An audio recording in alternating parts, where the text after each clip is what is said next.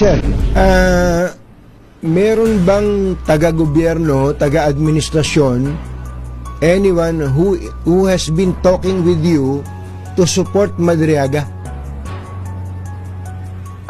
To support Madriaga. Sa nangyayari po. Yes, meaning wala. administrasyon na merong suporta sa kay Madriaga financially or otherwise. Ang nakausap ko lang na politiko, which is inamin naman yan, si Congresswoman De Lima, noong December 8, nagkaharap kami.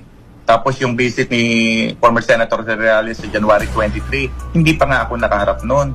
Hinayaan ko si former Senator Trillanes na interviewin alone si Madriaga.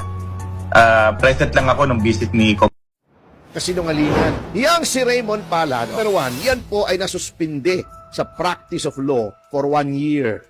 2, yan po ay abogado ni Kerwin Espinosa. Nahon ni Duterte ay dinimanda at inugnay kay Laila De Lima. Iisa ang abogado ng mga umiiyak na testigo.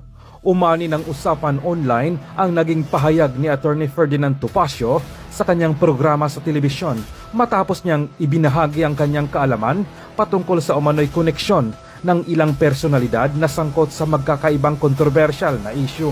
Diretsahan niyang itinuro ang sinasabing iisang abogado na kumakatawan kina Ramil Madriaga at Kerwin Espinosa na si Attorney Raymond Palad.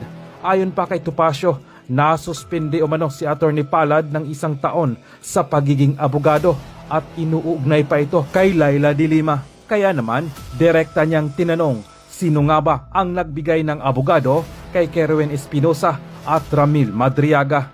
Dagdag pa niya, yung isang self-confessed drug lord, yung isa ay kidnapper, ang circle of friends pala nila ay ang mga hardcore na criminals.